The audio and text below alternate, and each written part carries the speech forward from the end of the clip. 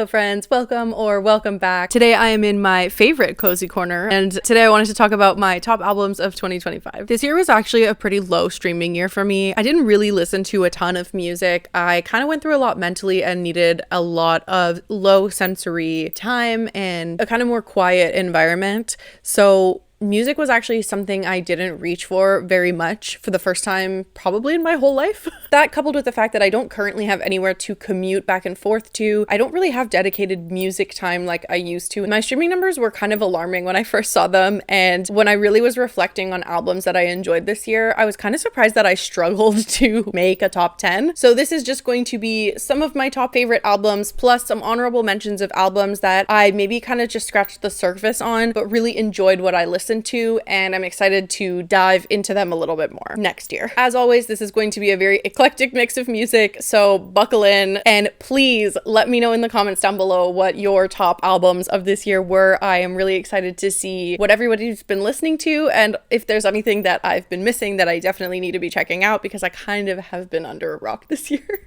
So, in no particular order, let's get into it. The first album I want to talk about that got a lot of spins this year for me was Turnstile, Never Enough. I know a lot of people hate on them for not being real hardcore, whatever that means, but I kind of love seeing the evolution of a band's sound and how they create together. I think it's really impressive that musicians and bands can jump between genres and explore different sounds and create new things. Turnstile are exceptionally good at that. There's a lot of other artists that I can think of who are really good at this too, but this album just has a little bit of everything. It has some heavier moments, it has room to breathe, it has some light upbeat sounds in there as well. This is an album that I spent a lot of time listening to when I was visiting the UK this summer, and so those memories are kind of tied together for me. But yeah, I just listened to this album so much, and I really love what Turnstile are up to right now. The song I streamed the most from this album, apparently, I didn't know this, was Sunshower. I could have picked any song off of this album, honestly, if I had to guess. I wouldn't have been able to pinpoint exactly which one I thought I listened to most, but I guess that was the one, and to be fair, Sunshower slaps, so good job me, good taste.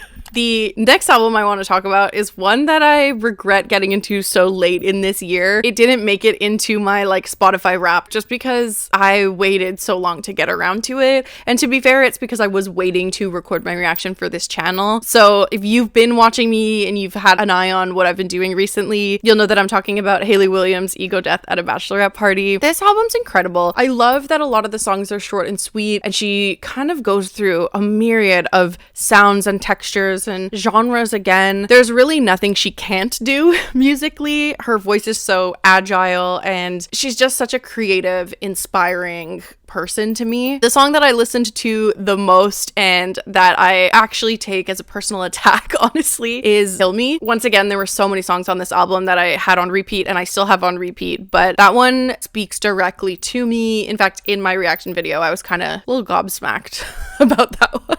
I wasn't expecting to be attacked so personally, but I'd be lying if I said that was the first time Hayley Williams ever did that to me.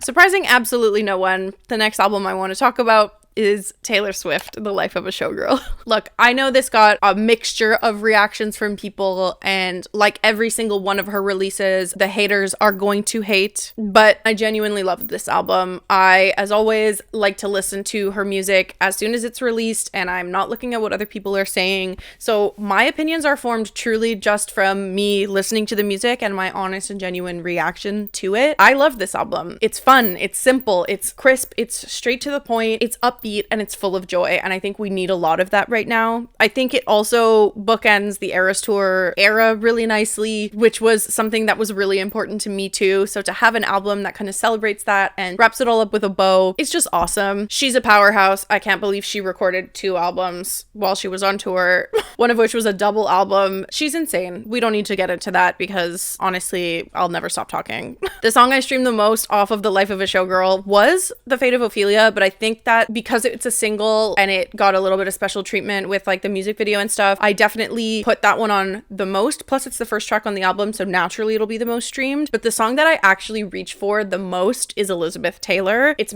pure Max Martin magic. It's very much reminiscent of the Backstreet Boys, Britney Spears, NSYNC era of music, and I just adore it. It speaks to my millennial soul in a way that I can only wish more music could. The next album I want to talk about is one that actually grew on me quite a lot this year. When I first listened to it, I did really enjoy a lot of the songs, but there were some that I was like, I don't really know if these are it for me. I just didn't know what I was talking about because deeply obsessed now, and that's Sabrina Carpenter's Man's Best Friend. For a long time, I thought Short and Sweet was my favorite of her albums, and it is still fabulous. I love Short and Sweet so much, but Man's Best Friend has really crept up on me. There are songs that on initial listen, I really thought were not going to be ones that I reach for very much at all, which have now become staples in my like recent favorites playlist, and it's the stuff I reach for just really, really often, and stuff I get stuck in my head and end up singing to myself regularly. My top streamed song from this album was When Did You Get Hot, which I think is so funny, but also checks out.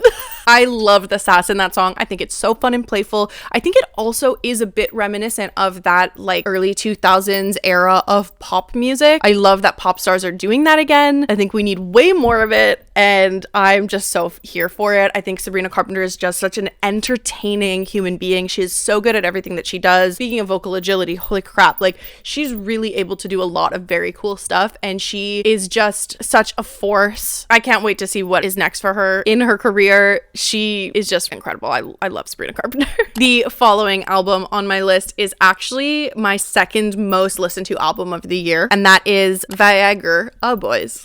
Just such an awkward album title to say out loud, but whatever. This album is incredible. If you're familiar with Viagra Boys, they are gross and rough around the edges and don't take themselves too seriously, but man, are they talented musicians. They're just a fun Swedish party time. I can imagine they're probably the chillest guys to hang out with, and I did get to see them live this year as well, and man, Viagra Boys are incredible. This album is so cool. There's like kind of a concept-y element to it. They really get into some deep stuff. They make a lot of like cultural commentary in their lyrics that seems really silly on the surface, but then when you read it through and really have a think with it with like a non-sober lens, you really can get into the meat of it, no pun intended. But they are just really, really cool. They're so incredible. The song I streamed the most from this album was Uno 2, which is a song written from the perspective of his dog having to have teeth removed at the vet. It's existential, it's whimsical, it's relatable because my dog had teeth removed this year. And the main lyric that we return to often in the song is, I found a crouton underneath the futon. Mama said I couldn't eat it because all my teeth were gone. What more do you want from a song, honestly?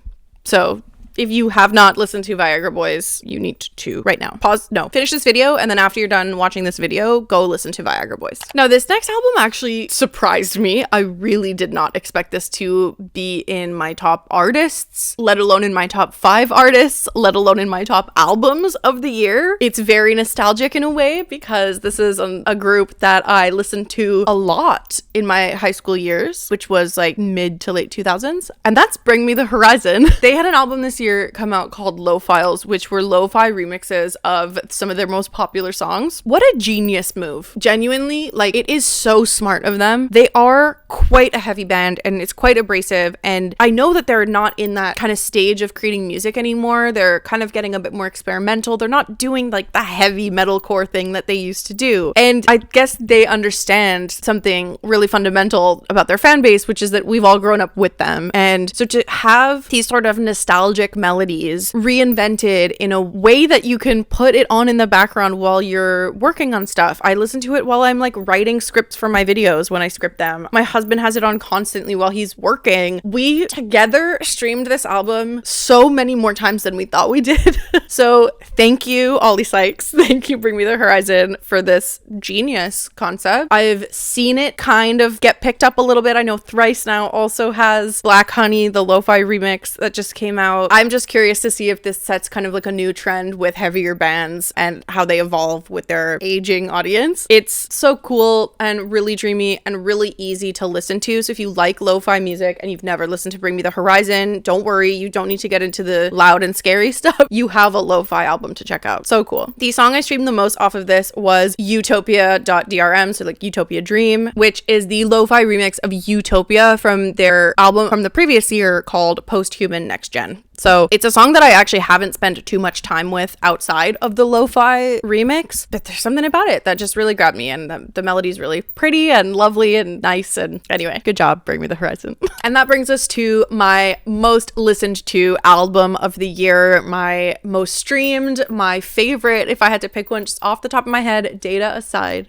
and that is Mayhem by Lady Gaga. I was definitely feeling my little monster self this year. I love Lady Gaga. I've been a fan since the beginning. I've seen her many times, and this year was no exception. I went all the way to Toronto 2 years in a row now. I traveled to Toronto for a pop star, and it's just the Canadian vibe, you know? Because as you know, Canada contains only 2 cities according to touring artists. But Mayhem was just exceptional. I had it on repeat for most of the year. I was so excited to see the Mayhem Ball live. It was one of the best shows I've been to in a really long time, and really showcased just how strong of an artist she really is. She understands the composition of music like a classical composer, the elements, the dynamics, the switches up in vocal quality, in performance, in genre, her self-confidence to go for sounds that sound almost silly and ridiculous and turn them into something so badass and fun. She explored some new kind of styles on this album that were things that we've never heard from her before, but she was really deeply connected with her band too. You could really hear that the real musicianship and instrumentation on this album was excellent. This is an album that I don't think I'll stop listening to anytime soon, and is truly a standout in her discography. I think that it really is the culmination of like all her years of studying music. She managed to weave through like so many of her own inspirations, in my opinion. There's a lot of elements of Prince and Michael Jackson, Depeche Mode, Nine Inch Nails. There's so much on here that I think is so clear in how it inspired her, and she manages to marry it all together in a way that just sounds like her. So Mayhem is my album of the year. My most streamed song off of Mayhem was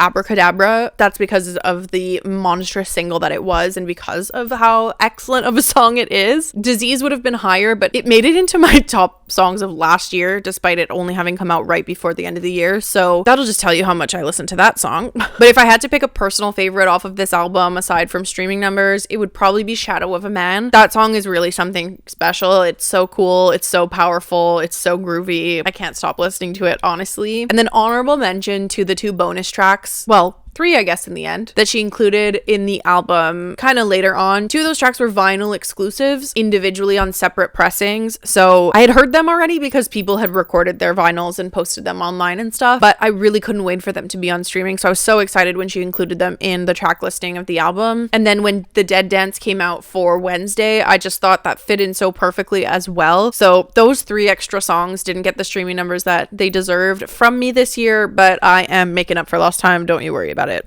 I was so stoked also at the show to see that she included some of those bonus tracks as well. I think my show actually might have been the first night that she played The Dead Dance in full production. I might be wrong, but it was incredible. It was so cool. Lady Gaga's amazing. And if I had money, I would buy tickets to see her again, because she did finally add a date in my city. But it was too late because I had already booked the train and the Airbnb and the everything for the Toronto show the second that became available. So I'm not waiting around. Actually, my top song of the entire year was Abracadabra. That's crazy. I hadn't realized that. That's nuts. Actually, most of my top 10 is Mayhem. That does make sense. And Disease was my 7th most streamed song. Disease got some plays in this house, I'll tell you that much. And finally, the last album I want to talk about in my true top albums is also one that surprised me, and is also one that took me way too long to listen to. And that is the K-pop Demon Hunter soundtrack. There is truly something to be said about a team of artists working on something that they are really passionate about and truly believe in. You can tell with K-pop Demon Hunters that every single person that worked on it, from the animators to the songwriters to the vocalists who performed the songs, the voice actors who performed the character voices, everything in this film is deeply, intrinsically laced with inspiration and dedication and blood, sweat, and tears, and you can feel it. These people did not hold back in their creative process. I know EJ, who wrote a lot of the music for this film, most of it, in fact, who also performs most of it, went through so many different drafts and so many different demos to get things right, and it pays off and it shows. And it's just, this was a movie that kind of caught me off guard. I didn't really know what to expect going into it, and it kind of ticks a lot of boxes for me. The music's incredible, the animation's incredible, the fight scenes are cool, the weapons are epic, the folklore and the legends and the true historical Korean storytelling is woven all through this, and I think that creates a world so rich that they are going to bleed dry for years to come. Huntrix, the fictional K-pop group that is mainly featured in this film, are now my favorite K-pop group. I can't wait to see what these women do next. If they continue to make music together as a real group, I would absolutely buy tickets to go see them. I think it's just such a fun album soundtrack, and I've been listening to it a lot. The song I listened to the most this year from K-pop Demon Hunters is How It's Done, probably because it's the first one in the film and the first one that I go when I hit play, but it really is such a tour de force of music. There's crazy, genius rap lyrics and really fast cadences that they just glide through effortlessly. The switching up between Korean and English is just magical. It's done so well. Their voices are incredible. Some of the notes in there are just beautiful. If you haven't watched K-pop Demon Hunters, I don't know what rock you live under, but you better go check it out. So after you've watched this, and after you've listened to Viagra Boys, you have a movie to watch as well now. Now onto honorable mentions. These are albums, like I said at the beginning, that I started listening to and maybe didn't get all the way through, or that I tapped into when only EPs and singles had been released and I didn't get around to listening through the whole entire albums, or in one case, albums that I checked out when they first came out and I listened to a few songs on repeat and then just completely forgot to go back to them. So these 4 albums are albums that I definitely want to be listening to more throughout the rest of the end of the year and into the next year. The first one I want to talk about is Architects, The Sky, The Earth, and All Between. This is an album that I definitely need to dig into way more than I have already. The few songs that they released before the album came out are ones that I had constantly on repeat, and even after the album came out, to be fair, in this apartment we listen to a lot. My husband listens to this album a lot, but I haven't taken time for myself one-on-one to fully listen to the album from start to finish, even though I know I'm going to love it. The song I streamed the most from this album this year was Seeing Red. Obviously, it was the first single before we knew the album was even going to come out, and I just love that they've returned to this heavy, very heavy sound for them. The next album on my list is Spirit Box, Tsunami Sea. Same thing as Architects. The singles that came out and the few songs before the full album came out, I listened to a lot, and then when the album came out, I listened to it a couple of times, but off the top of my head, I can't remember specific favorites, and that's honestly a shame because Spirit Box are incredible. Courtney LaPlante has been a badass in the industry for a really long time. If you were a Warped Tour kid or on MySpace in the 2000s like I was, and you listened to Screamo, you might have heard I Wrestled a Bear Once, and she was really just doing something that nobody else was doing at the time, and she still is doing things that nobody else is doing, and she is so fucking good at it. She's incredibly talented, and I think Spirit Box deserve all of their flowers. I definitely can't wait to dive deeper into this album and give it the time it deserves because they're just nuts. They really are nuts. The song I listened to the most off of this album this year was Soft Spine. Again, it's a single. It was easy to have on repeat. It's such a powerful song, and it is just so good, and it made me so excited for this album. So definitely going to be diving deeper into the Tsunami Sea. What a lovely metaphor. The next album that I have on my list, which is one that I listened to a little bit earlier on in the year and then completely forgot about, and then when I was going back through albums I listened to this year to make this list, I was like, holy crap, how did I forget about this? But that album is Military Gun, God Save the Gun. They just have an energy to them that's very nostalgic to me. It kind of straddles the line between like hardcore, maybe garage rock, post-hardcore. I don't know, they kind of fit into a genre of music that I can only describe as like 2014 Tumblr guy music. But like, I really do enjoy this album, and I need to listen to it way more than I have. I don't even have like a top streamed song off this album. That is how like little I did listen to it this year. But now that it's back on my radar, I'm like, I don't know what's wrong with me. Need to be diving back into this. So I wanted to include it in this video because I think more people need to be talking about them. So TBD on my favorite song off of this album. Finally, the last album I wanted to talk about in my honorable mentions is Faded Splendor by 100th. This is another group that started off extremely heavy metalcore and have completely shifted gears into something very lighthearted and whimsical. It just sounds like a summer day, and it's a really, really great vibe to have on. These are songs that I listened to a ton when it was just an EP that came out, and then when the full album came out, I skimmed through it and I forgot to check out the rest of the songs. The EP did contain like most of the album though. So some songs that I listened to a whole lot were like Dazzle, Blitz, Waste, Dark Side, basically everything that was on the Dazzle EP. Definitely need to be jumping more into this album. There were some really nice ones that were on repeat earlier on in the year for me. So I'm hoping going into the new year that this can be like a fresh new vibe and something that I can actually dive deeper in. So that was a little look at some of my favorite albums from this year. If there are albums that I did not mention, it's probably because I just didn't get around to listening to them. I definitely have a lot to catch up on, so please leave in the comments any albums that you've been obsessed with this year and that you think I absolutely need to be checking out, because I need to catch up. I need to make up for lost time here. I'm so excited to see what music we get next year. I think we're in a really exciting time for creating. I think when things get tough, people rely on art, and I think that's really special and really important. So if you like music and you feel like you need to create, please do, because it's a gift. I shared my first song on YouTube a little while ago as well, and it's scary. It's scary to put yourself out there with something that you've created, but if there's anything to learn from any of the bigger artists, it's that you have to believe in yourself, and that creating music ultimately is for other people at the end of the day. So if you want to check that out, I will link that in the cards. But that is it from me for today. I hope you have a great rest of whatever the time of day it is for you, and I'm gonna go listen to some music. Bye.